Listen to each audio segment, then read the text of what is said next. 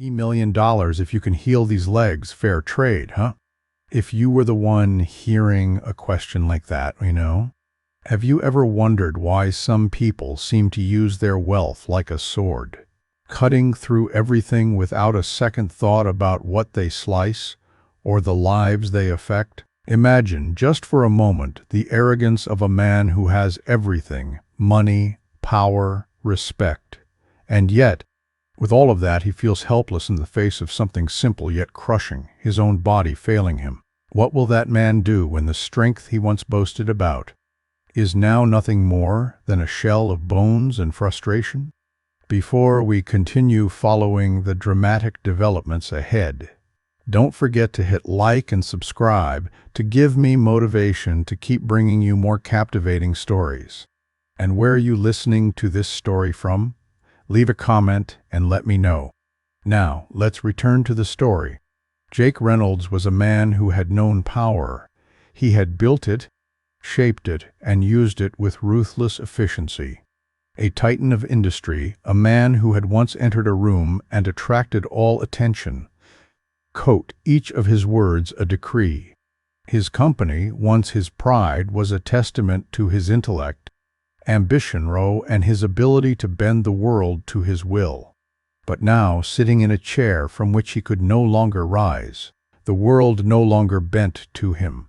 Reality mocked him. He had fallen, literally.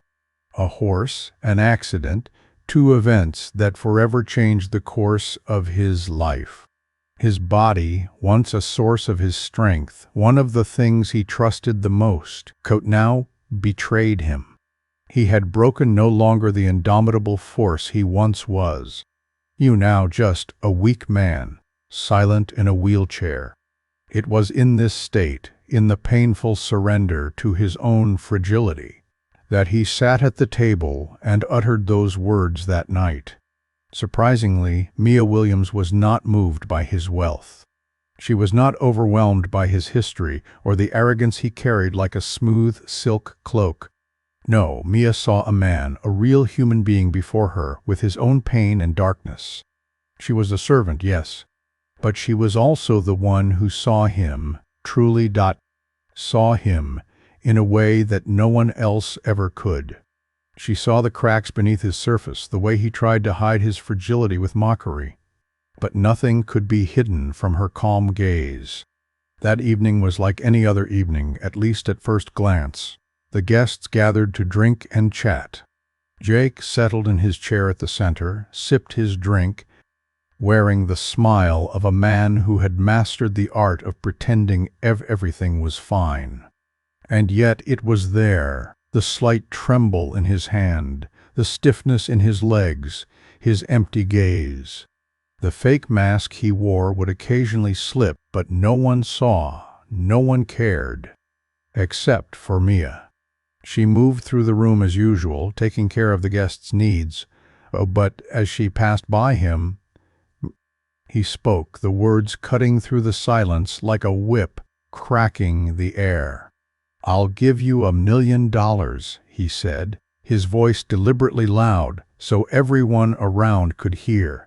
"If you can heal me, if you can make these legs work again, the money is yours." Mia stopped immediately. She didn't feel her heart race, nor did her hands tremble from her work. She had heard these words before, from men like him, mockery dressed as generosity, a challenge thrown not with real intent, but as a way to remind others of their place. Still, those words hung in the air. What kind of man was this? What was the real pain hidden beneath that mask? She didn't answer immediately, but simply leaned forward slightly, as was her habit with guests. It was the polite thing to do. "I'm sorry, sir," she said, her voice soft and respectful. Not the words he expected, nor the avoidance he was familiar with. His gaze narrowed just a bit, but there was no change in his expression. He looked at her, almost challenging her to challenge his words. "You haven't even touched me," he said with a laugh, but it wasn't a warm laugh. It was cold, empty, the kind of laugh a man gives when he knows he no longer truly holds power, and thus he pretends that he still does. Mia looked down at the $10 bill he had thrown on the floor in front of her. A small, crumpled amount compared to the money he had just promised. It was a joke, an insult. Yet she did not flinch. She didn't pick it up. Instead, she looked directly into his eyes, her gaze calm and steady. "I didn't come here to perform, sir," she said simply, her voice unwavering. Those words seemed to surprise him. He wasn't used to being so easily dismissed, not from someone like her. He stared at her, trying to read her, but there was nothing to read. She wasn't mocking him, but she wasn't shrinking before him either. She stood there, steady, graceful in a way he had never seen anyone do before. For a moment, the air between them seemed to thicken tense with something neither could name. Jake's face stiffened, his smile faltering slightly. He was used to people laughing at his jokes, obeying his commands, but not her. "Come on," he said, his voice rising again. "It's just a joke." The next laugh sounded forced, as though he was trying to convince both himself and everyone else. But Mia didn't laugh, she didn't even smile, she just stood there calm, as if watching a storm pass. Then, without taking her eyes off him, she spoke again. Her words gentle but firm, like the calm before a storm. "Do you really laugh like that, Jake?" she asked, using his name for the first time. "Or are you just trying to bury the part of you that still wants to cry?" The entire table fell silent. The laughter that had echoed in the room moments before now vanished. A few guests shifted uncomfortably in their seats, but Jake didn't notice them. His gaze narrowed, his smile hardening into something else, something that was no longer an attempt to assert power, but a faint light of something he had never faced. Pain, real, raw pain, not related to his broken legs, but to what he had lost. For a moment he said nothing. Then he tried to smile again, this time softer, unsure. "All right, fine," he muttered. "I'll raise it. $1 million if you can heal these broken legs. No massage, no prayers. Just make me walk and the money is yours." Mia didn't answer immediately. She simply stepped over the bill on the floor, a small gesture that seemed to carry great meaning, refusing to play the petty game he had set up. She wasn't here to entertain him, nor to save him. She was here to do something much harder, help him recognize his own value. "I hope you enjoy your meal, sir," she said simply, before turning and walking away. 2 days passed before Mia found herself standing at the heavy iron gates of the Reynolds estate, the grand mansion looming before her like a relic of a forgotten time. The place was quiet, distant, much like the man inside it, Jake Reynolds, once a mogul of tech, now a shadow of himself, hiding behind walls and a wheelchair. She had not requested this assignment. In fact, she had been ready to decline when the agency called. But then they mentioned his name, and something inside her shifted. She couldn't explain it, but there was something about Jake's story that tugged at her. She didn't know him, not really, but she knew his type, the kind of man who buried his demons under layers of success and pride.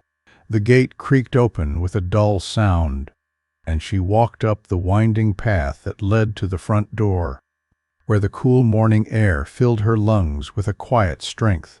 The marble and mahogany of the foyer seemed almost too polished, too pristine, as if nothing could tarnish the carefully curated perfection of the place. Yet Mia knew better. Behind those walls was a man who had fallen from a great height, and now, as he sat in his wheelchair, he was waiting for someone to lift him up, without asking for anything in return. Or at least that's what he thought. He wasn't aware yet that the help he needed wasn't the kind of help he could buy. No amount of money, no amount of power could heal him. Mia entered the sunroom quietly, not with the force of someone determined to make a statement, but with the soft assurance of someone who knew her place and would not be moved. Jake sat by the window, staring out at the pond. The stillness in him was something that spoke volumes. He was no longer the man who had commanded boardrooms, no longer the man who had bent others to his will. Now, he was simply waiting for something or someone show him that he wasn't as broken as he thought.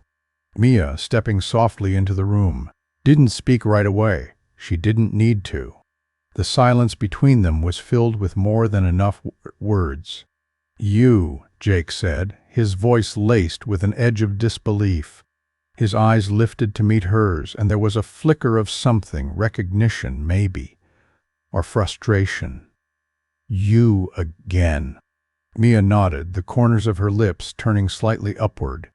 But it wasn't a smile, it was simply a gesture of acknowledgment. "Yes, me again," she said softly, her voice steady, betraying none of the irritation that could have crept in at his mockery. Jake chuckled bitterly, leaning back in his chair. "Fate's got a sick sense of humor," he muttered, the words dripping with cynicism. Mia said nothing to this.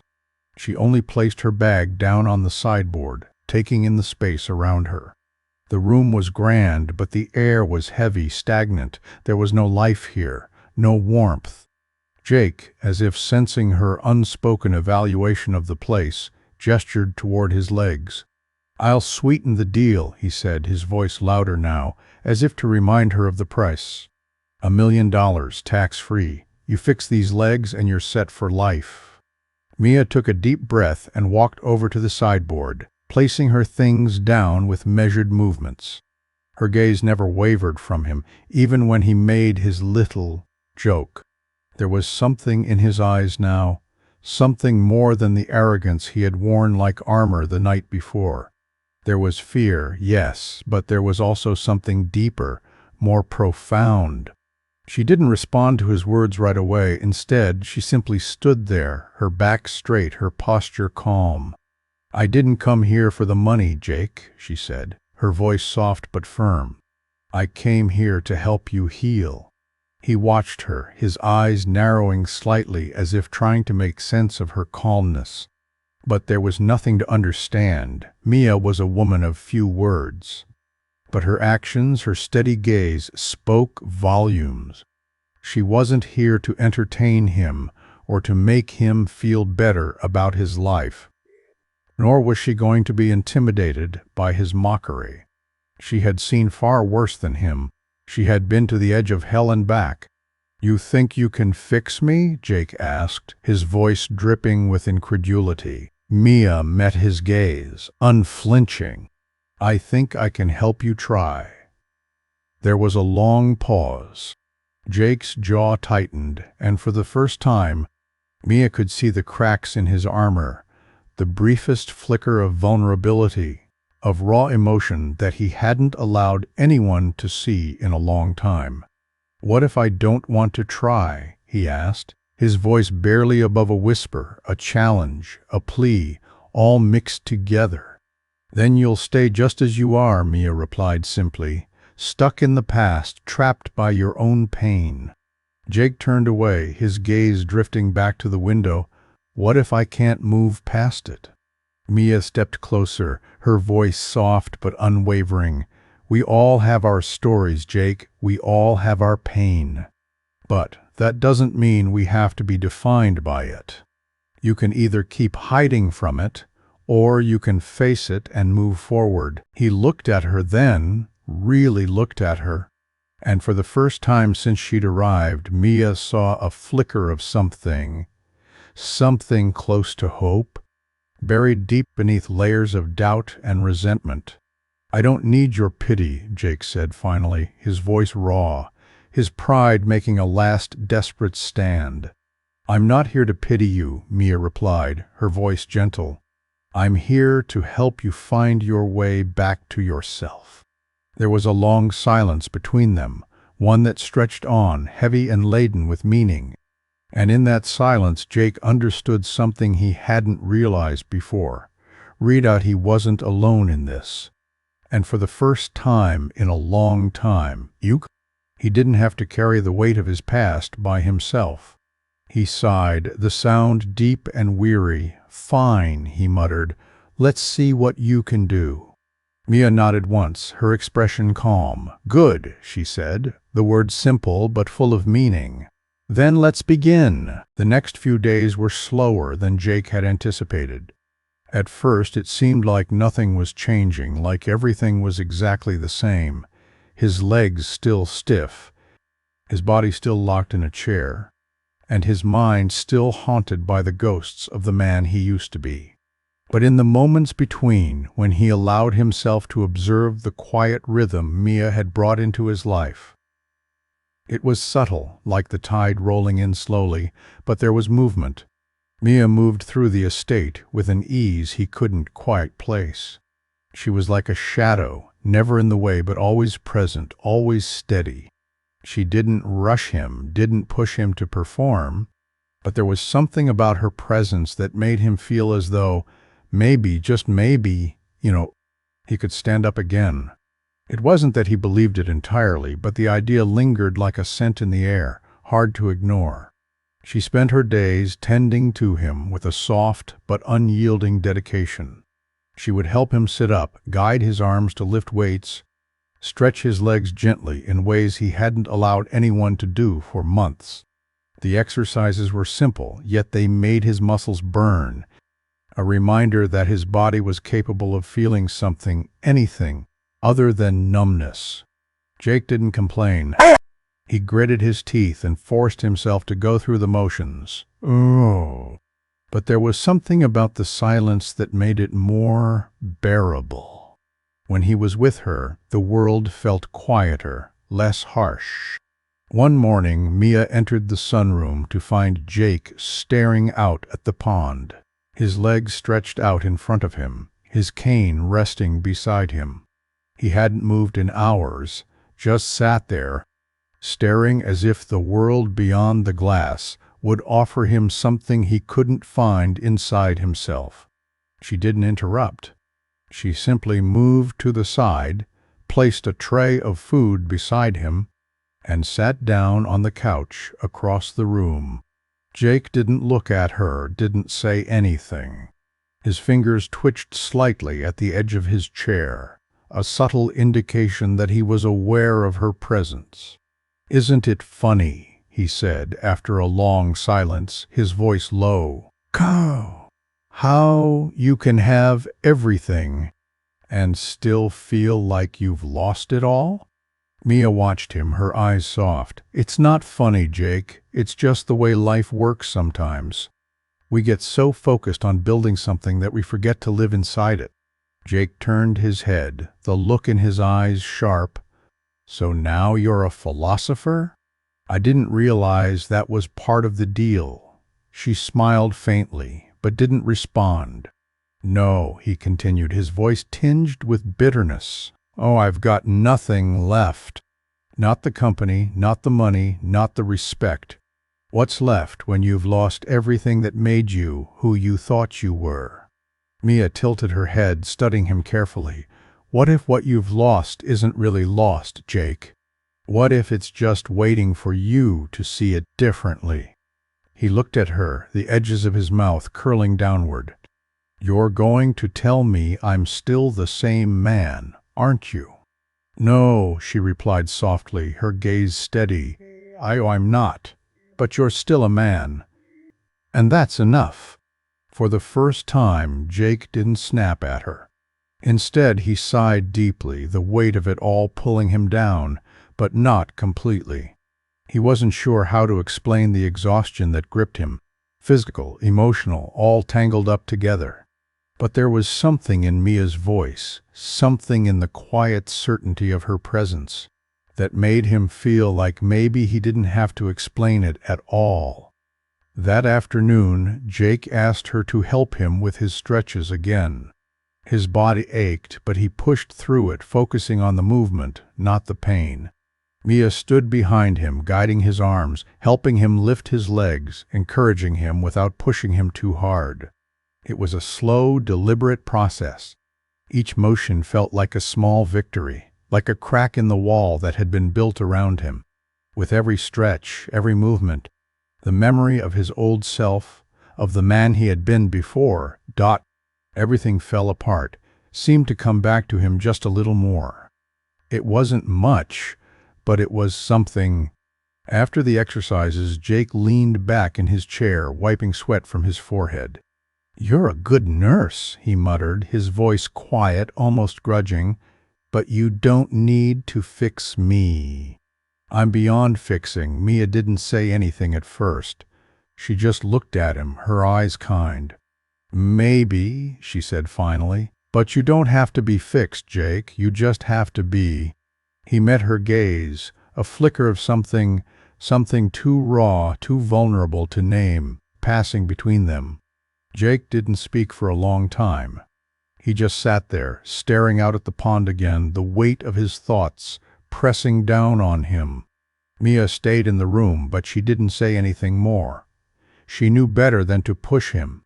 She had learned that lesson long ago. Some things couldn't be forced. The days wore on, and Jake's body began to show small signs of change. It wasn't dramatic. He didn't suddenly rise from the chair and walk across the room like some kind of miracle. But his muscles began to respond. His legs began to twitch ever so slightly, and for the first time in months, he felt something other than the cold numbness that had taken over his body. He didn't say anything about it, didn't talk about the small flickers of sensation that would come and go. But Mia noticed. She noticed the way his hands gripped the armrests of his chair just a little tighter, the way his breath came just a little faster when they worked together. There was something there, something shifting, and she knew it was only a matter of time before it all came together. And yet, for all of this progress, something else lingered between them, something unspoken, a question that neither of them could quite ask. Jake had asked her for help, and she had given it without hesitation, but what did it mean, really? What was she doing here in this grand estate, tending to a man who had everything but nothing at all? She didn't have the answers, but she didn't need them, not yet. All she needed to do was help him take the next step. And when that moment came, when Jake Reynolds finally made the decision to try, to believe in something other than his pain, she would be there to help him rise. The morning continued to pass in quiet succession.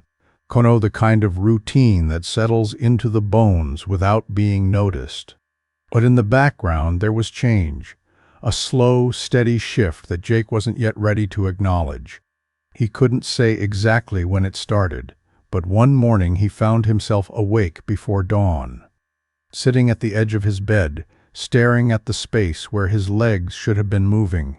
He didn't reach for the cane right away, though it sat within arm's reach. He just sat there, in the silence of the early morning, listening to the faint hum of the estate, waiting for something to give. It was then that he felt it, a small, quiet sensation in his left leg. Not pain, not the kind he had grown accustomed to, but something different. A tingle, a reminder. It was so faint that he almost didn't trust it, but he couldn't ignore it. For the first time since the accident, his body felt like it was alive again. Jake sat there, unmoving, feeling the strange flicker beneath his skin, and he realized maybe he wasn't as lost as he thought. When Mia arrived later that morning, he was already sitting at the table, coffee in hand, looking far more awake than she had ever seen him.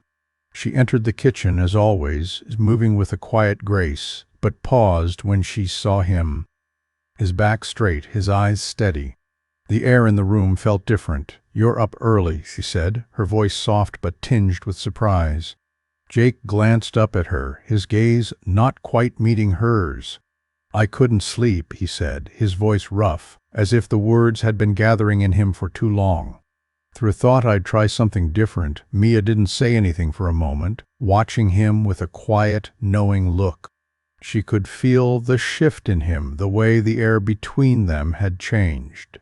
Or, it wasn't a monumental change, nothing that would be easy to name, but it was enough for her to know that something had cracked open inside him. "Different how?" she asked gently, stepping closer, placing her bag on the counter.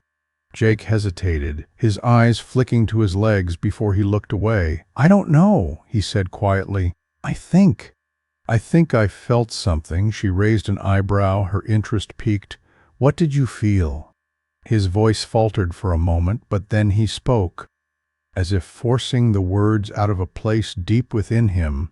A tingle. In my leg." Mia's eyes softened, though her face remained unreadable. "That's good, Jake," she said, her tone calm but firm. "That's something. It's a sign." Jake's expression tightened, a mixture of hope and skepticism flashing in his eyes.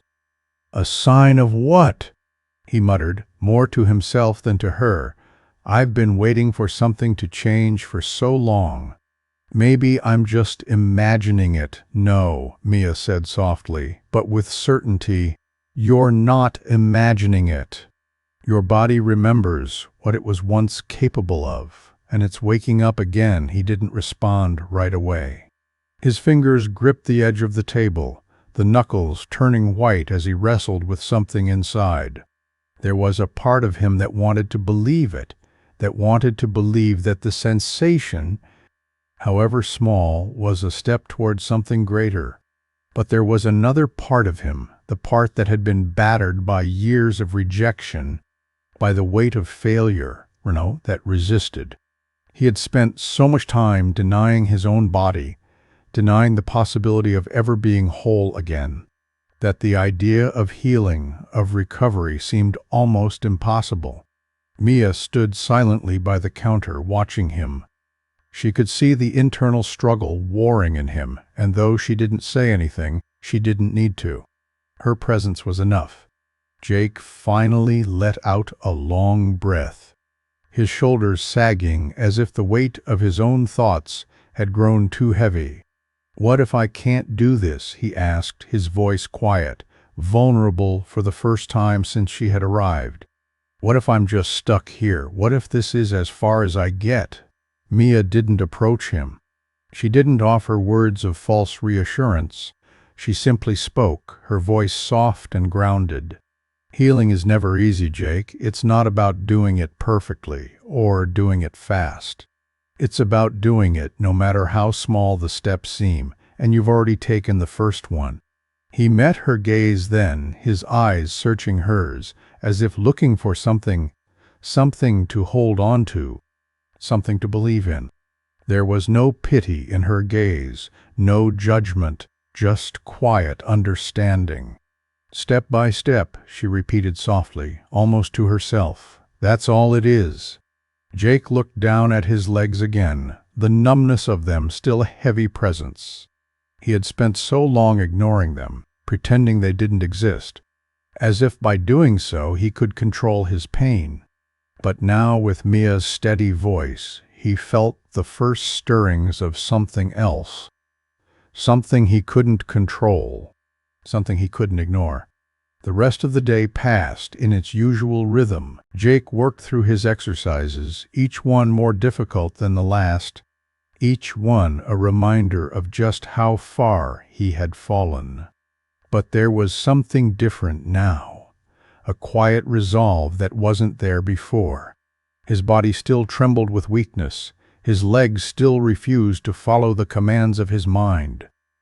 But there was a sense of possibility in the air. Later that afternoon, Mia took him outside, guiding him to the garden. It was a simple act, one she had done many times before, but there was something about the sun on his face, the warmth of the afternoon air, felt different today. Mia didn't rush him, didn't demand that he take more steps than he could handle.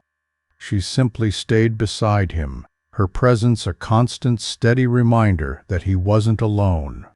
As they moved through the garden, Jake paused by the roses, the ones he had planted with his wife long ago. The blooms had returned, vibrant and full, a stark contrast to the bitterness that had once filled this place. "My wife," Jake said softly, almost to himself, "she loved these roses." She planted them because they made her feel powerful, beautiful, like something could still grow even after everything. Mia looked at the roses, her gaze soft. "They're beautiful," she said, her voice gentle, a small smile playing on her lips. "And they're still here, even after everything." Jake nodded, but there was a heaviness in his eyes, a weight of memories too tangled to untangle. "She left," he said quietly, "long before the accident, long before any of this. I let her go." Mia didn't say anything to this. She just stood beside him, letting the moment hang in the air, a quiet acknowledgement of the past that would never fully disappear. We're all just trying to grow, aren't we?" she said finally, her voice soft, but carrying the weight of something much deeper.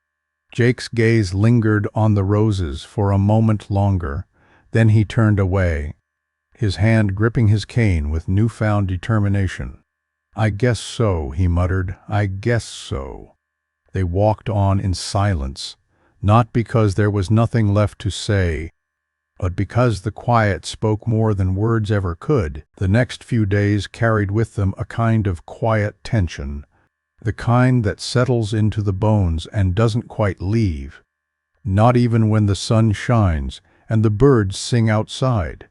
Jake's body had started to respond in ways that unsettled him. Muscles twitching, legs that would occasionally feel warmer than they had in months. But with each flicker of sensation, a new fear crept in. A fear that he might be setting himself up for another disappointment. He had been disappointed too many times before. He had trusted the promises of doctors who couldn't heal him. He had believed in his own strength, only to be reminded that strength alone couldn't fix what was broken. But there was something about Mia. She didn't promise anything. She didn't give him false hope or sugarcoat the process. She simply showed up every day with patience and a quiet strength that seemed to seep into him, unnoticed at first, but now becoming as steady as the beat of his own heart.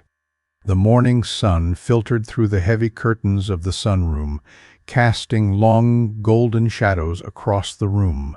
Jake sat by the window, his cane resting beside him, his legs stretched out in front of him.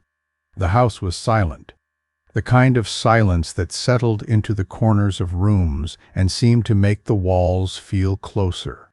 Mia had already left to run errands, and Jake was alone with his thoughts. It was then that he felt it again, the sensation in his legs, the smallest of twitches, as if his body was testing him, asking him whether he would accept it, whether he would trust it again. He inhaled sharply, holding his breath, waiting. It came again, a slight tremor in his left leg, like a spark flickering in the dark. And for the first time in months, he didn't recoil from it. He didn't ignore it or push it away. He simply sat with it, let it exist in the space between him and the world outside. He closed his eyes, not to escape, but to focus. His legs were still heavy, still a weight that he couldn't seem to move. But there was a shift. He felt it in his chest, a tightness that wasn't from fear but from something else. Something new, something that hadn't been there before. He couldn't quite name it, but it was there, like the first stirrings of life after a long, cold winter. When Mia returned later that afternoon, she found him in the same position, his gaze fixed on the pond outside, his fingers gripping the armrests of his chair. He didn't turn to look at her, but she could sense the change in him. It was subtle, but it was there. "Feeling anything different?"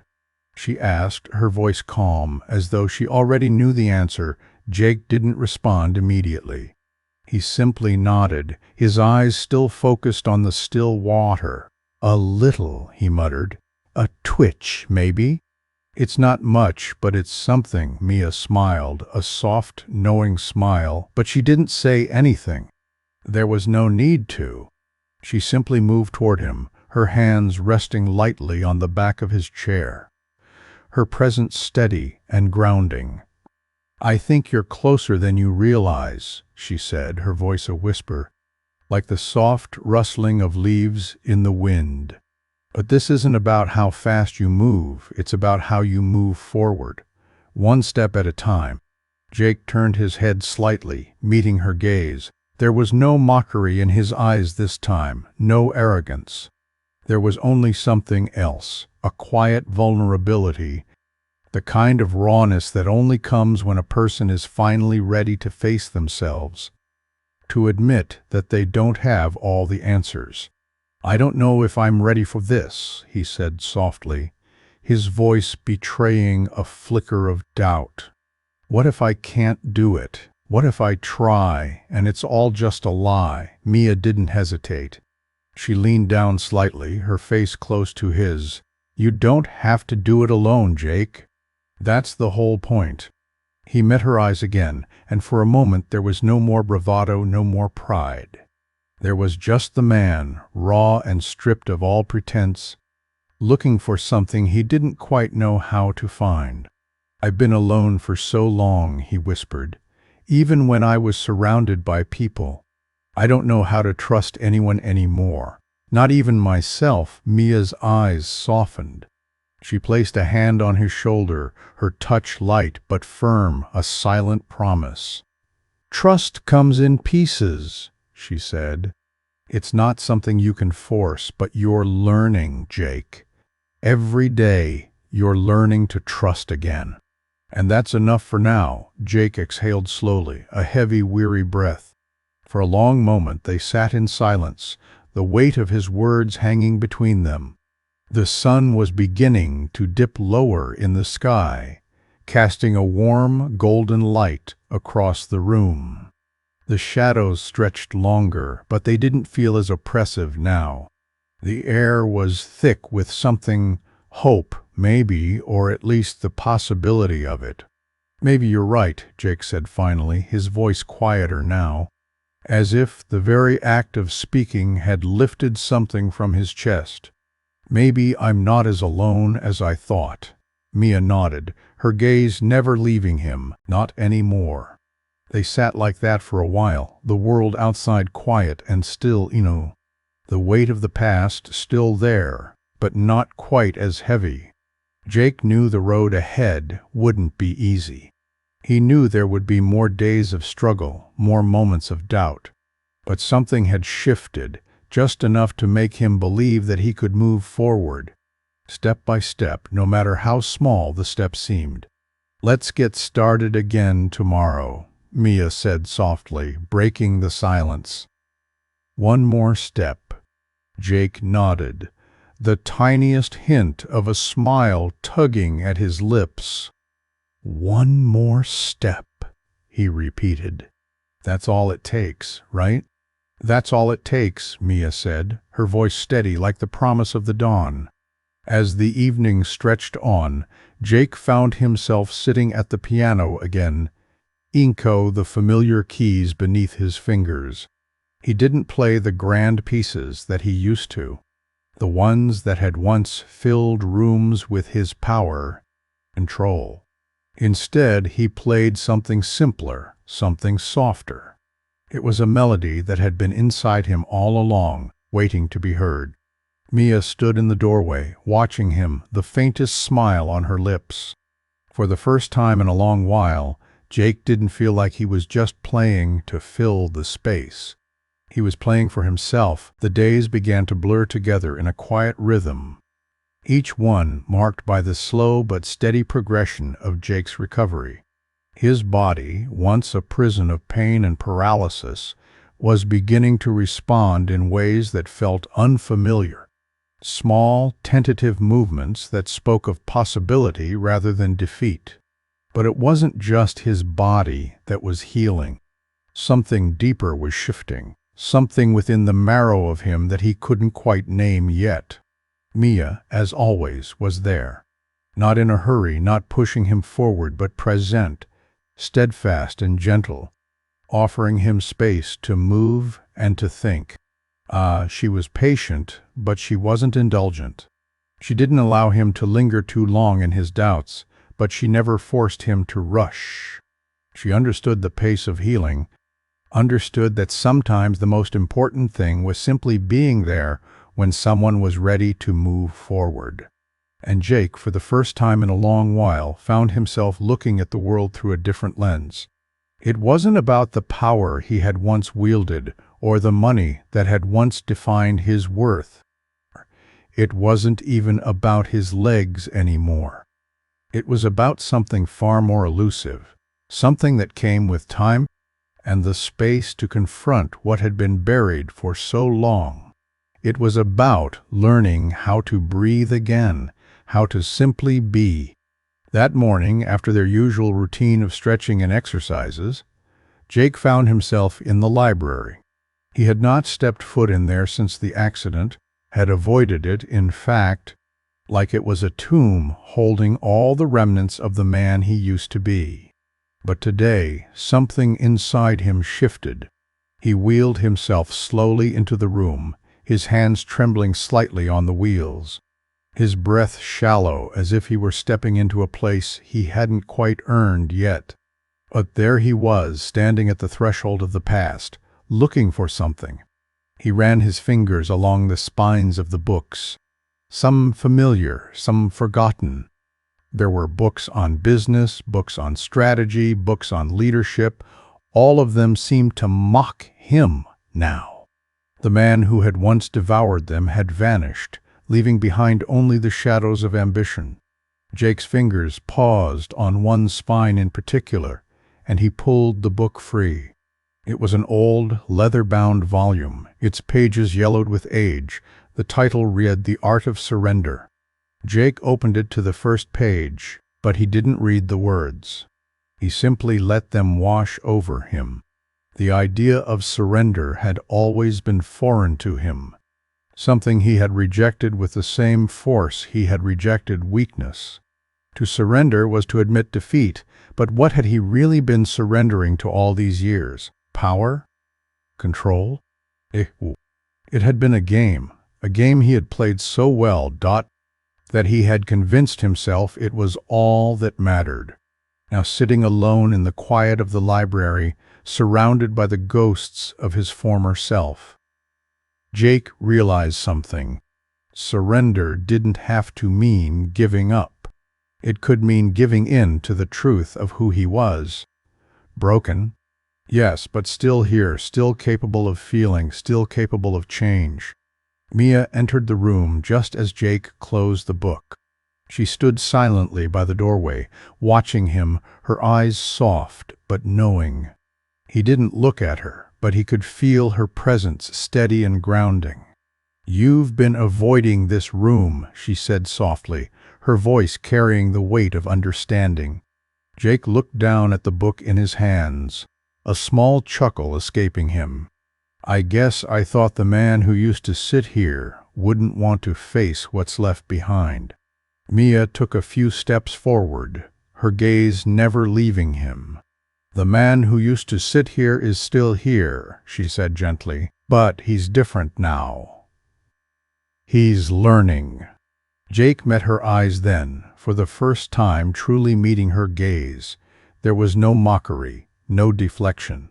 There was only something else, a quiet vulnerability, the kind of rawness that only comes when a person is finally ready to face themselves, to admit that they don't have all the answers. "I'm scared, Mia," he admitted, his voice low, a vulnerability he had never allowed himself to show before. "Scared that if I let go of the past, I'll lose myself entirely. I've spent my whole life being the man who doesn't break, who doesn't show weakness. I don't know who I am without that." Mia's expression softened, but there was no pity in it. She stepped closer, her presence quiet but firm. "You're not losing yourself, Jake.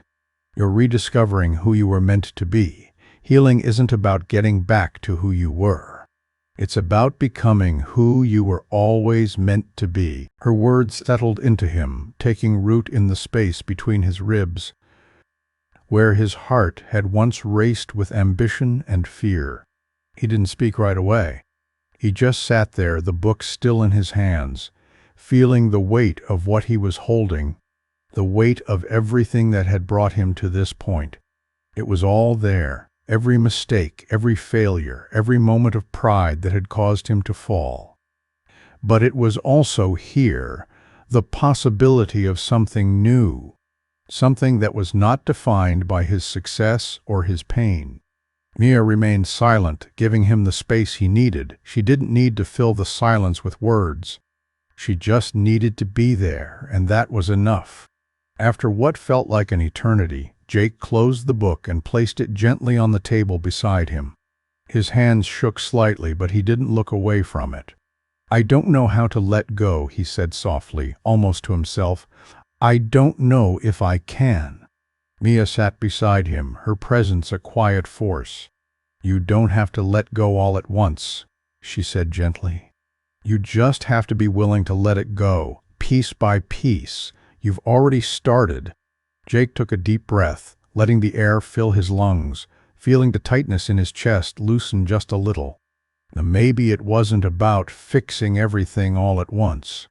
Maybe it was about learning to breathe again, to feel again, to live without the constant need to control every moment. He nodded slowly, his fingers resting on the edge of the table. "Piece by piece," he whispered. For the first time in a long time, Jake didn't feel like he was drowning in his own pain. He didn't feel like he was being swallowed by the weight of his past. There was still fear, yes. But there was also something else, something that had been buried deep inside him, waiting to be uncovered. A flicker of hope, small and quiet, but real. "Let's get back to work tomorrow," Mia said softly, breaking the silence. But Jake could hear the unspoken promise in her words. She was with him, and together they would take the next step. Jake met her gaze again, a small, genuine smile tugging at the corners of his lips.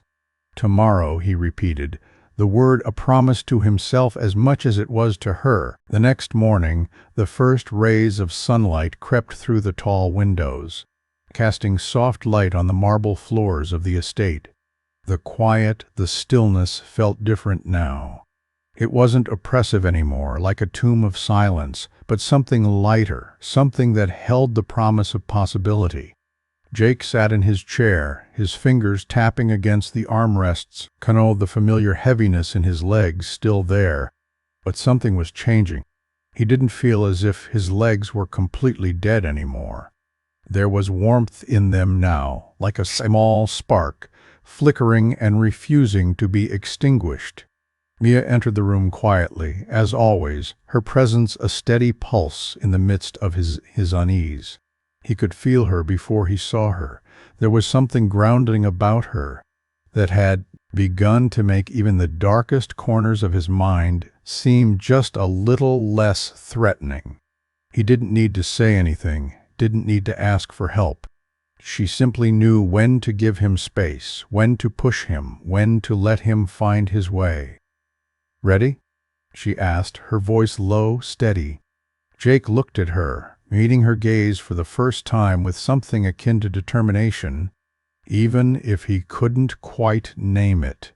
He nodded, the slight motion feeling heavier than it had before, as if the act of simply nodding was a small rebellion against the man who had spent so long being afraid. "Yeah," he said, his voice rough with something he couldn't quite hide. "Let's get to it." They moved into the hallway, and Jake took his first step of the day. His cane was there, steady in his hand, but he didn't rely on it as much. His legs were still weak, still not quite his own, but there was a spark, something that made him believe, just for a moment, that he could do more than he thought. Mia moved beside him, her presence a quiet anchor, her eyes never leaving him. "Slow," she reminded him gently, as they reached the first set of stairs leading to the garden. "Don't rush it. You're not racing anyone but yourself." He didn't answer her, but the words sunk in. He wasn't racing. He wasn't chasing anyone else's approval or expectations. The world could wait. He only had to move for himself, for what he needed, not what he thought he was supposed to be. The garden outside seemed to call to him. The path was narrow, lined with trees and flowering bushes, the sunlight filtering through the leaves in soft patterns. There was something about it that felt like a return to something simpler. He had spent so many years fighting for things he thought mattered: money, power, respect. And now, with every step, he felt like he was reclaiming something else, something less tangible but infinitely more important: his own dignity. He paused by the roses, the ones his wife had planted, the ones that still bloomed every year despite everything. There was something oddly comforting about them, the way they seemed to endure, the way they flourished even in the face of adversity. They were strong, resilient, and in that moment Jake saw a reflection of himself. He looked down at his legs, feeling the weight of them, but also the warmth, the movement, the small but significant progress. "I used to think these roses were the only thing worth anything out here," he said quietly, almost to himself. The only thing she ever truly loved. Mia stood beside him, her gaze soft, understanding. "Maybe they're still here because you're supposed to see them now, Jake. Maybe they're here to remind you that even when something's been through the storm, it can still bloom." Oh, his lips parted, but no words came. Instead, he stood there, his breath steadying as he simply took in the moment, the warmth of the sun on his face, the smell of the roses in the air, the subtle movement in his legs. For the first time in a long time, he felt grounded, connected to something that was real, something that hadn't been shattered by the weight of his mistakes. "I've spent so much time thinking I had to control everything," he said slowly, the words heavy with the weight of the realization. "But maybe I never really controlled anything at all." Mia didn't respond right away. She simply stood beside him, her presence steady and calm, giving him the space to unravel the thoughts in his mind. "Control was never the answer, Jake," she said finally, her voice soft but certain. "Healing doesn't come from control. It comes from surrendering to the process, from allowing yourself to feel what you need to feel." He looked at her then, really looked at her. There was no judgment in her eyes, no pity, just understanding. She wasn't there to fix him, to make him feel better. She was there to help him heal, to help him find his way back to himself. He nodded slowly, the weight of her words sinking in. "I've spent so long hiding from everything," he admitted, his voice quieter now. "From my past, from my pain, from who I really am. But now, for the first time in a long time, I think I'm ready to face it." Mia didn't say anything to this. She didn't need to. Her hand moved to rest lightly on his arm, a small but powerful gesture. It was all she needed to say. Together they moved further into the garden, the path growing steeper, the effort required greater. Jake's legs shook slightly, but he didn't stop, he didn't hesitate. Glide. Every step was painful, every movement was a battle against the body he had spent so long trying to deny. But it was also something else, something that felt like freedom. By the time they reached the farthest corner of the garden, Jake was sweating, his breath coming in shallow bursts, but his eyes were clear. He was alive in a way he hadn't been in a long time. And for the first time since the accident, he didn't feel like a prisoner in his own body. "I did it," he said, his voice a mixture of disbelief and pride. "You did," Mia agreed, her smile soft. One step at a time, Jake nodded, the truth of her words settling in him like a weight he could carry. "One step at a time," he repeated softly, as if savoring the sound of it. He turned to look at her, his expression more open than it had ever been. "Thank you," he said simply. Mia looked back at him, her smile gentle but full of quiet strength. "You did the work, Jake. I just helped you see it." Jake stood there for a moment, letting the weight of his body settle into the earth beneath him. He wasn't done, not by a long shot. But in that moment he felt a spark of something, hope maybe, or at least the possibility of it. He didn't need to be fixed, he didn't need to control everything. He just needed to take the next step. The days seemed to unfold in a quiet dance, as though the world outside the estate had slowed to match Jake's own pace. The movement in his legs was still subtle, but it was there. Each small shift a reminder that he was still capable of change, still capable of something he had almost forgotten: growth. It wasn't easy. Every step was a struggle, every stretch a battle against the limits his body had set. But it was progress. And with each passing day it became clearer that it wasn't just his body healing, it was his soul. Mia continued to guide him, a steady presence, never pushing, never demanding. She understood something that Jake hadn't quite grasped yet: that healing wasn't linear. It wasn't about grand gestures or quick fixes. It was about consistency, about the willingness to face the hard moments and keep going, even when the path seemed impossible. That morning Mia arrived early, as she always did. The estate was still quiet, the birds outside chirping softly as the sun began to rise, spilling golden light across the ground. Jake was sitting by the window, his hands resting lightly on the arms of his chair. His legs were stretched out before him, the muscles stiff and tired. But there was something in his eyes that was different. "Good morning," Mia said softly, her voice a quiet contrast to the soft hum of the morning. Jake turned to look at her, his expression unreadable for a moment before it softened, just a little. "Morning," he replied, his voice still rough but with a quiet steadiness that hadn't been there before. "I was thinking about something." Mia stepped into the room, setting her bag down on the sideboard, her eyes never leaving him. "What were you thinking about?" Jake hesitated, his gaze flicking briefly to his legs before he looked back at her. "I was thinking about how much time I wasted. How much time I spent running from the parts of myself that I didn't like. I spent so many years building something, thinking it was going to make me whole, but it didn't. It just distracted me from the things that really mattered." Mia didn't respond right away. She simply nodded, acknowledging the weight of his words. She knew how easy it was to lose yourself in the pursuit of things that seemed important at the time: money, our success. She had been there herself, in her own way. But now here they were, two people who had learned to walk through their pain together, each in their own way.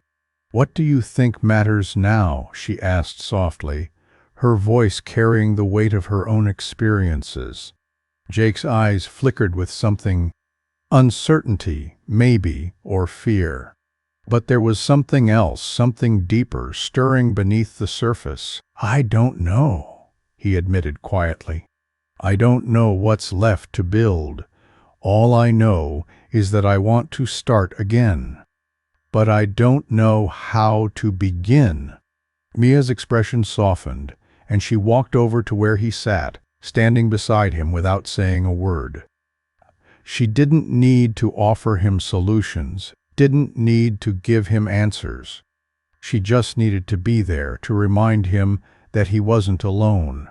"You've already started, Jake," she said, her voice low and steady, "one step at a time."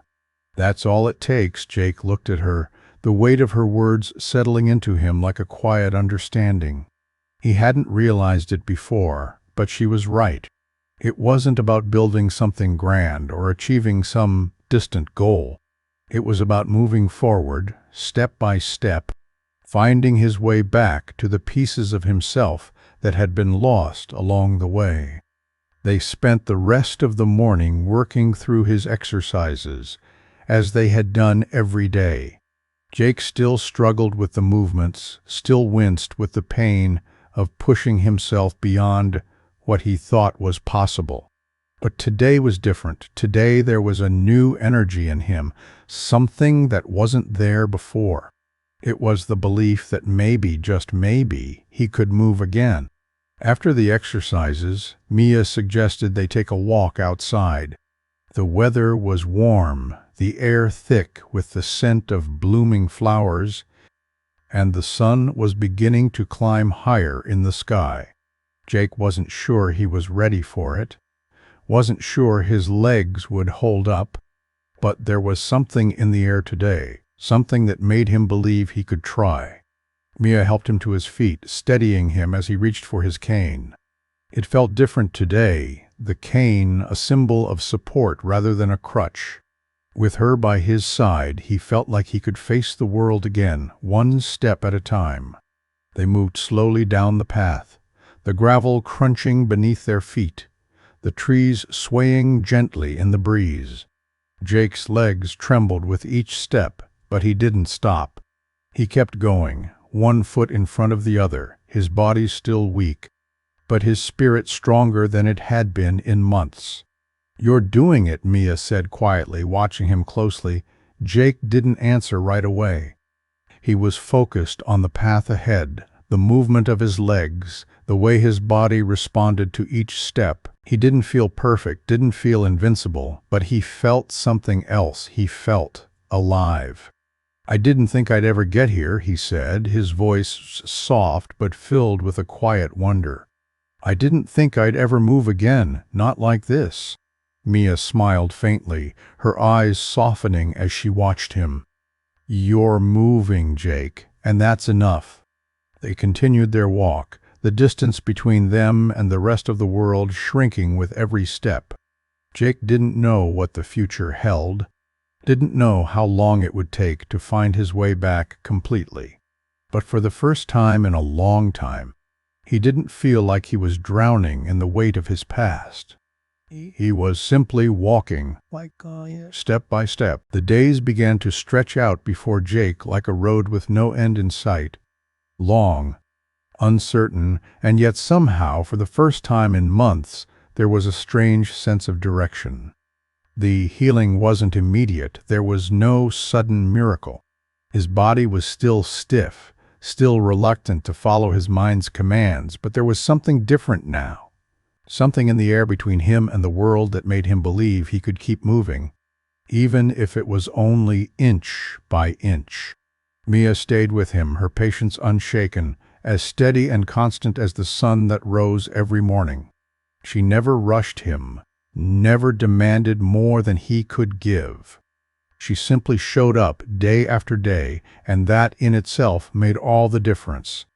Jake found that he was starting to notice the small things, the way the sunlight slanted through the trees in the morning, the way the leaves rustled in the breeze, the soft sound of water trickling through the garden's fountain. He began to see the world again, not as a place that had betrayed him, but as a place filled with moments fragile and fleeting, that deserved to be appreciated. It was a quiet kind of beauty, the kind that didn't demand anything from him, the kind that could be simply observed and appreciated without any need to control it. But still, there were moments of doubt. There were days when his legs felt heavier than others, days when the pain would creep in like an old friend, reminding him of the fragility of his body. And in those moments, Jake would retreat inward, his thoughts turning back to the past, to the man he had once been, the man who had built an empire, who had never shown weakness, who had always been in control. But then, without fail, Mia would be there, quiet, steady, patient. She would guide him back, not with force, but with presence. She would remind him that it wasn't about who he had been, but about who he was becoming. One evening, after their usual stretches and exercises, Mia took him outside to the garden once again. The air was warm, the sky painted in hues of orange and purple as the sun dipped lower behind the horizon. Jake leaned heavily on his cane as they walked down the familiar path, the sound of gravel crunching underfoot the only sound between them. "Are you ready to try something new?" Mia asked, her voice calm but with an undercurrent of encouragement. Jake glanced up at her, his brows furrowing in mild confusion. "What do you mean?" She smiled faintly, a glimmer of mischief in her eyes. "I think it's time we take another step." "Literally." Jake shook his head slightly, a half-law escaping his lips. "You're really pushing me now, aren't you?" Mia's smile didn't waver. "Only because I know you can do it." Jake paused, his grip tightening on his cane as he considered her words. It was one thing to walk down the garden path, but this was different. It was a challenge, a test of something he wasn't sure he was ready for. But the look in her eyes, the quiet certainty, stirred something in him. "All right," he said, his voice low, more to himself than to her. "Let's see what happens." They reached a small stone bench at the edge of the garden, and Mia motioned for him to sit. Jake lowered himself carefully, his body stiff, the weight of his legs still an ever-present reminder of his limitations. He let out a slow breath, trying to quiet the uncertainty in his chest. Mia stood in front of him, looking down at him with that steady, unwavering gaze. "Now I want you to try something different. Close your eyes." Jake looked up at her, his brow furrowed. "Close my eyes? You want me to just sit here in the dark?" She chuckled softly. "I want you to focus on how your body feels, without the distraction of everything around you. Trust yourself. Trust your body." He stared at her for a moment, skepticism flickering behind his eyes. But then he nodded. He closed his eyes, the familiar quiet of the estate filling his ears. For a moment, he didn't feel the weight of his legs, the stiffness, the tension in his muscles. He simply felt. He felt the air on his skin, the heat of the sun, the gentle sway of the trees around him. He felt the earth beneath him, solid and unyielding. Mia's voice broke through the silence. "Now, I want you to imagine yourself walking again. Picture your legs moving. Picture them strong. Picture them carrying you, step by step." Jake's breath caught in his throat as he followed her instructions. His legs, which had been so foreign to him for so long, seemed to shift in his mind's eye. He saw them moving, slowly, deliberately, but moving. It was a strange feeling, like reaching for something he hadn't quite grasped. But it was real. "Do you feel it?" Mia asked softly. "Do you feel the movement?" Jake opened his eyes, looking up at her, his expression intense. "Yeah," he said, his voice quiet, almost stunned. "I do," Mia smiled, her eyes soft with understanding. "Good. Now, when you're ready, I want you to stand." Jake's heart raced in his chest. Standing was a challenge, something he hadn't done for months. He had no idea if his body would cooperate, if his legs would hold him. But Mia's voice, calm and steady, was the anchor he needed. "Trust yourself," she said, her words simple but full of meaning. Jake gripped his cane tightly, his knuckles white, as he slowly pushed himself up from the bench. His legs shook, his body trembling with the effort, but he didn't stop. For him, he stood there for a moment, swaying slightly, as if waiting for the world to tell him he couldn't do it. Oh, but it didn't. The world was silent, watching him, and for the first time in a long time, he didn't need anyone's approval. Mia was there beside him, her hand resting lightly on his arm, offering her support without taking over. "You're doing it," she said softly. Jake's breath was ragged, but there was a small smile tugging at the corners of his mouth. He was standing, truly standing, for the first time in months. The sensation in his legs was both strange and familiar, a mix of pain and something else, something that felt like possibility. "I'm standing," he whispered, as if saying it aloud made it real. Mia nodded, her smile steady and warm. "Yes, you are." For a long moment, Jake stood there, his cane by his side, his legs trembling but firm. The world around him seemed to open up, as though the space between him and everything else had suddenly become less daunting. He had done it. He had taken the first step towards something he thought he had lost forever. "Now, let's take the next one," Mia said, her voice soft but full of conviction. Jake nodded, his body still trembling, but his spirit stronger than it had ever been. The journey wasn't over, and there would be more steps, more challenges, more moments of doubt. But for the first time in a long time, he knew he wasn't alone. Moves, and that was enough to keep moving. The next few days passed in a quiet, slow-moving rhythm, and Jake began to feel the weight of what he had started to reclaim. He didn't rush through the exercises, didn't push himself beyond what his body could handle. There was no need to hurry anymore. Every movement, every small victory was enough. It wasn't about regaining everything at once. It was about trusting the process, even when the road ahead felt uncertain. Mia continued to guide him, her presence as steady as the morning light that streamed through the windows. She wasn't just helping him rebuild his strength, she was helping him rebuild his sense of self, piece by piece. And though Jake had started to believe, to hope, that he could find something within himself again, there were still moments of doubt, moments when he felt the weight of everything that had happened to him, the fall from grace, the loss of his company, the pain in his legs, and he wasn't sure how to let go of it all. But Mia never gave up on him. She never wavered, never lost patience. She simply showed up day after day, reminding him of what was possible.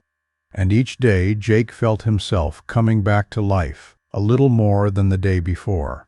He felt the flicker in his legs, the warmth that spread through them, and he knew, even on the toughest days, that he was moving forward, even if only a little. One afternoon, after Jake had completed his stretches and exercises, Mia suggested they go out for a walk, this time without the cane. The idea felt like an impossible leap, but there was something in her eyes that made him believe. She had been with him through everything, the doubts, the moments of frustration, and now she was asking him to trust her one more time. "I don't know if I can do this," Jake said, his voice low, hesitant. He stood by the window, his gaze locked on the garden outside. It seemed so far away, as though it were a place he couldn't reach. "You don't have to be perfect," Mia replied gently, her voice steady but filled with encouragement. "Just take the first step. That's all you need to do." Jake looked at her, the weight of her words sinking in. For the first time in a long time, he didn't feel like he had to prove anything. He didn't have to be the man he once was, the man who had built everything from the ground up. He just had to take one step and then another. With a deep breath, Jake took a step toward the door. It was slow, tentative, but it was a step. His legs trembled beneath him, the muscles still weak, but they responded. Slowly he moved forward, one foot in front of the other, the sensation of movement strange and unfamiliar, but also something else, something hopeful. Mia walked beside him, her steps steady and unhurried, her eyes focused on him, watching every movement, every shift in his posture. There was no rush, no urgency, just the quiet, steady rhythm of his body learning to move again. They made their way through the garden, and with each step, Jake felt the weight of his old self, the man who had fallen, the man who had been broken, start to lift ever so slightly. He wasn't whole yet, he wasn't fully healed, but he was moving, and that was enough. "This feels—" Jake began, his voice rough as he took another step. "It feels like I'm doing something I never thought I'd do again." Mia smiled, her eyes soft with understanding. "It's not about doing everything all at once, Jake. It's about being here. Right now is a victory." They walked together, not in silence, but in a quiet understanding that neither of them needed to name. There was no need for words. The air between them was full of meaning, of shared experience, of the journey that was unfolding before them, step by step. When they reached the far end of the garden, Jake stopped, his breath coming faster now, but not from exhaustion. From something else, something that wasn't just physical. He looked around at the roses, the trees, the path that had once felt so distant, so unreachable. Now it was a part of him, a part of the world that he could move through again. "I never thought I'd get here," Jake said softly, his voice filled with something that sounded like awe, like wonder. Mia stood beside him, her gaze focused on the horizon. "You've been here all along, Jake. You just had to remember how to walk." He turned to her, his gaze searching hers, trying to find the words that could express what he was feeling. There were no words, not really. Just a quiet recognition that somehow she had helped him find his way back to himself. Jake reached out, gently placing his hand on hers. "Thank you," he said, the words simple but heavy with meaning. "For everything." Mia didn't respond with anything more than a soft smile, but it was enough. She didn't need to say anything. She had been there every step of the way, and that was all he needed to know. As the sun dipped lower in the sky, casting long shadows across the garden, Jake stood there, feeling the warmth of the evening air on his skin. His legs were still weak, still uncertain, but he was standing, he was walking.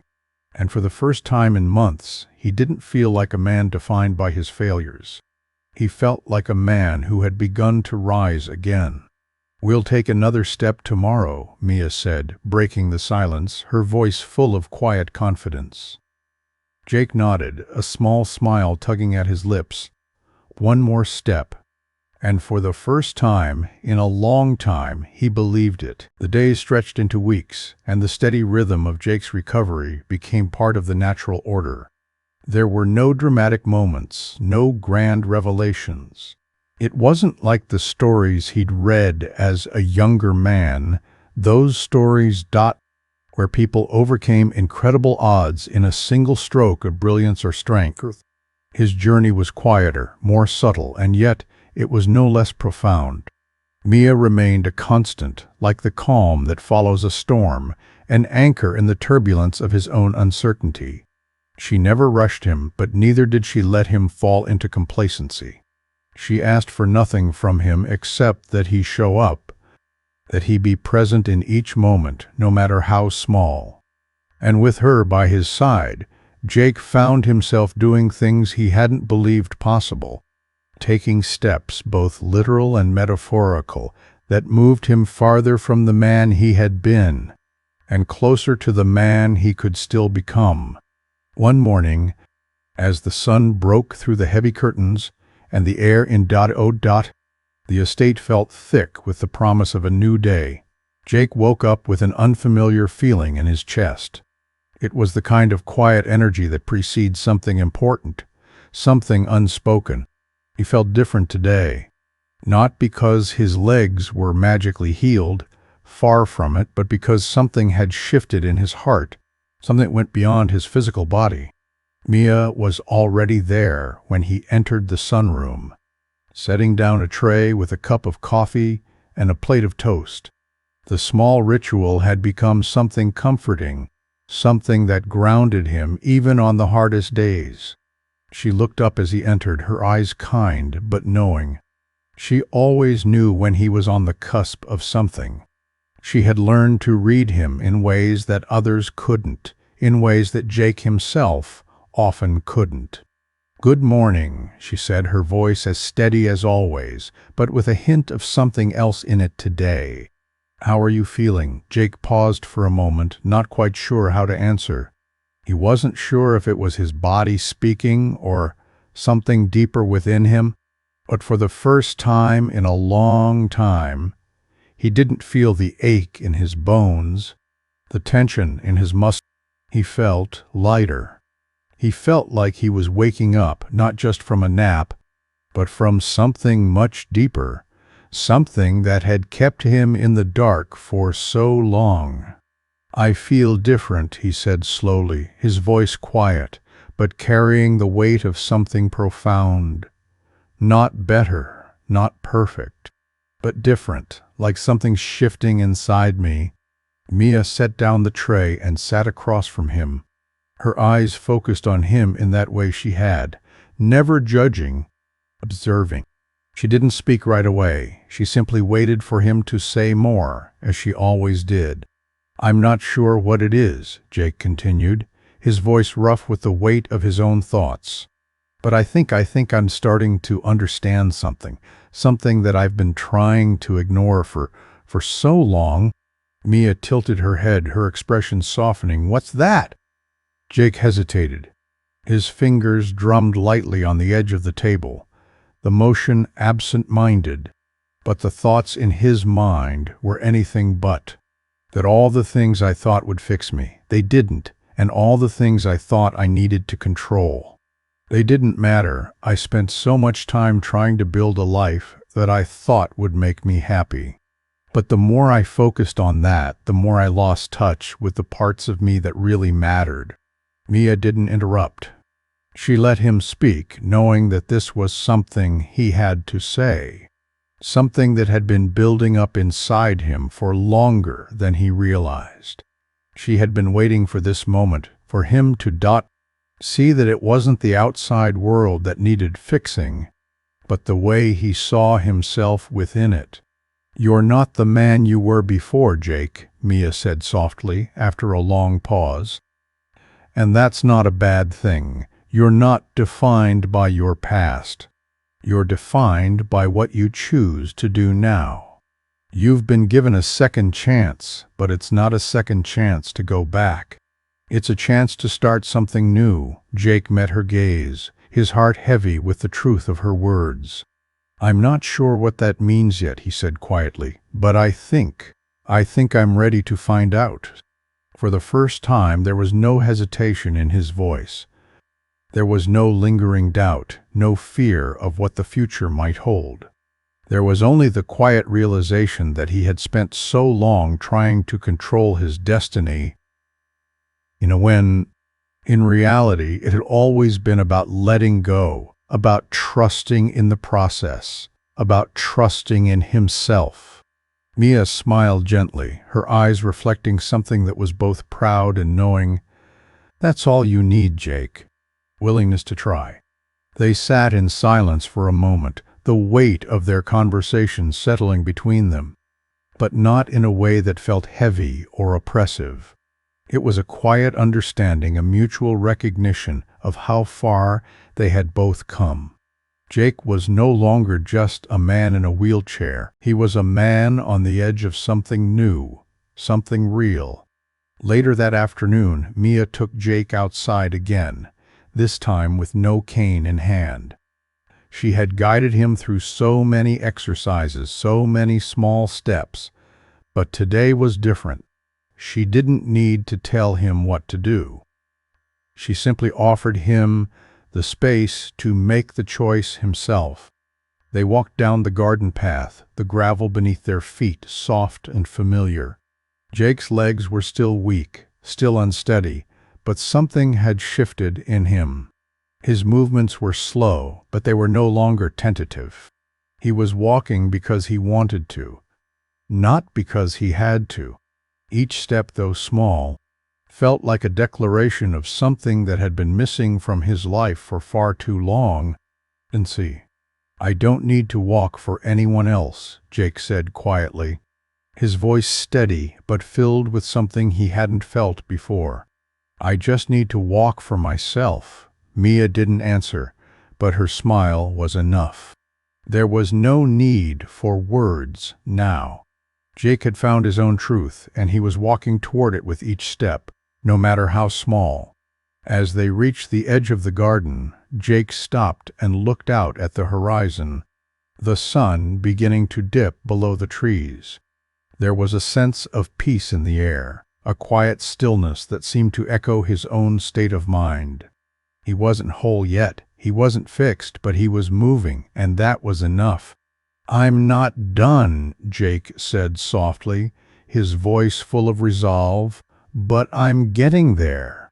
Mia stood beside him, her hand resting gently on his arm, her presence a steady reminder that he didn't have to walk this road alone. "You're already further than you think," she said, her voice soft but full of conviction.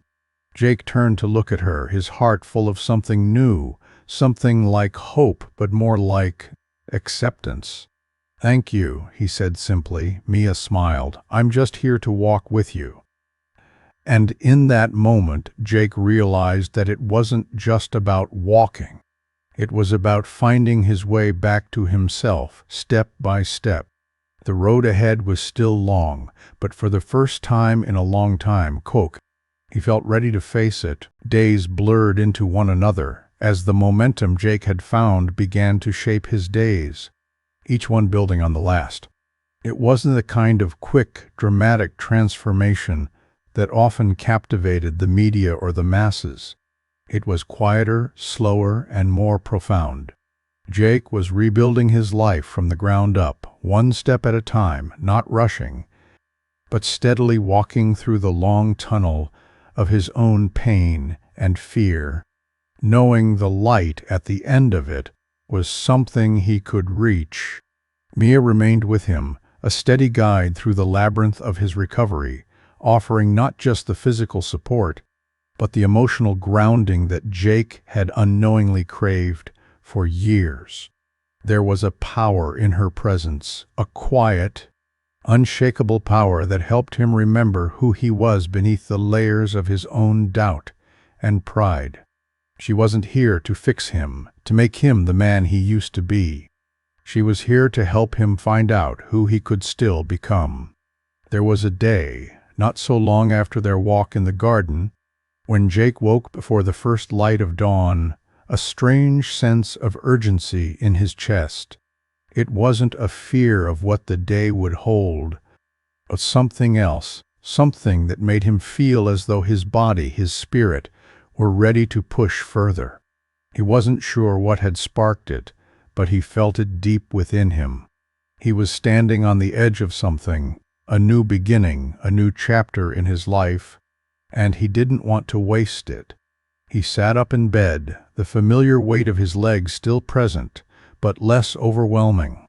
His legs felt more like a part of him now, less like a reminder of everything that had been taken from him, and more like a possibility of what could still be.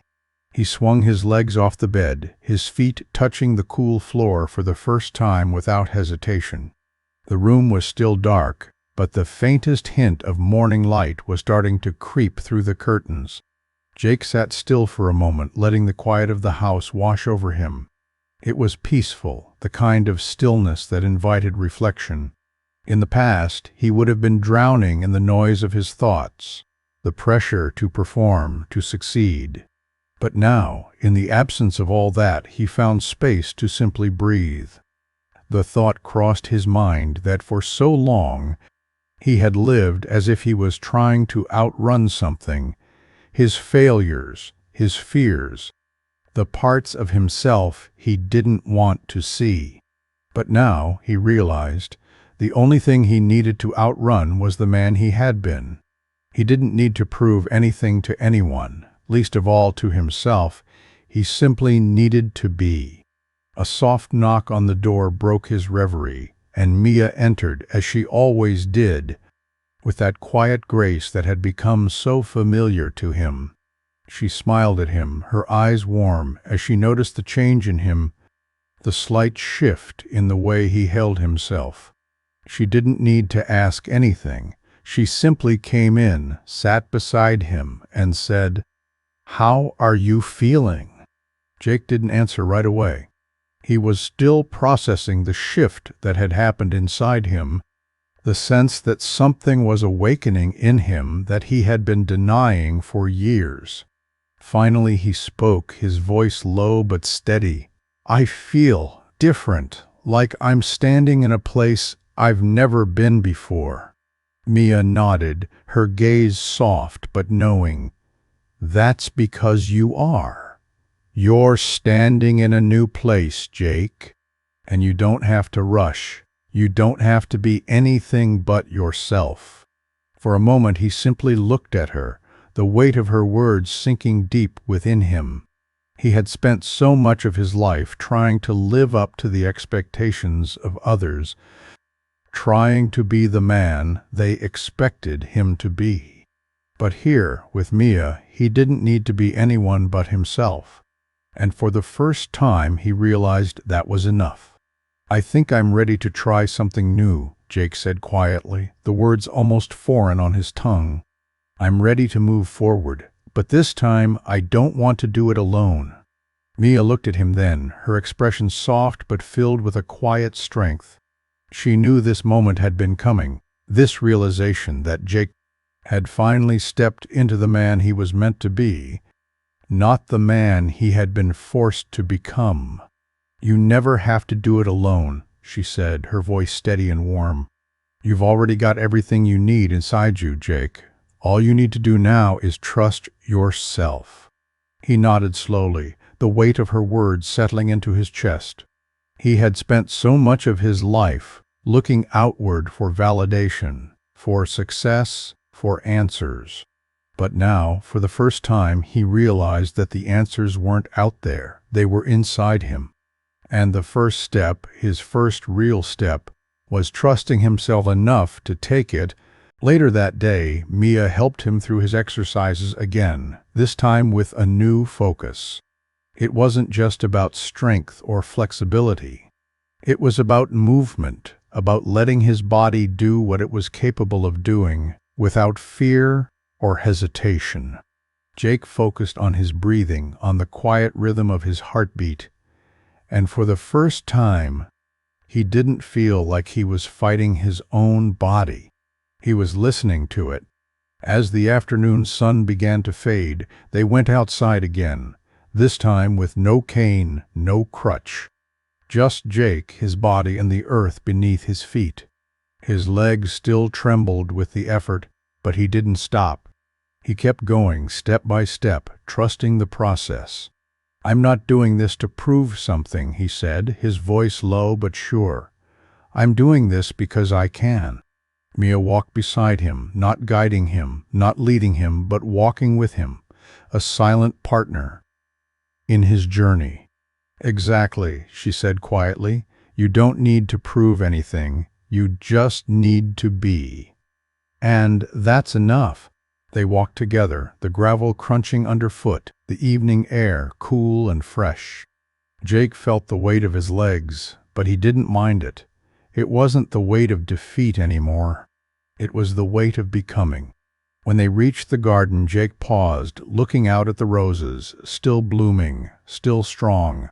They were a reminder of resilience, of beauty, of everything that could still grow even after the storm.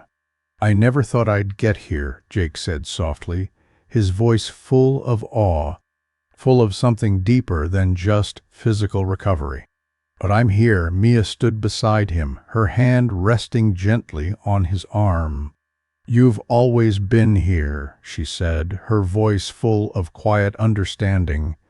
"You just had to see it." Jake nodded, his heart full, his legs steady beneath him, his breath deep and strong. For the first time in a long time, he didn't feel like a man broken by life. He felt like a man reborn, stronger, steadier, and ready for whatever came next. "The road's still ahead of us," Mia said softly, looking at him with a smile that was both gentle and knowing.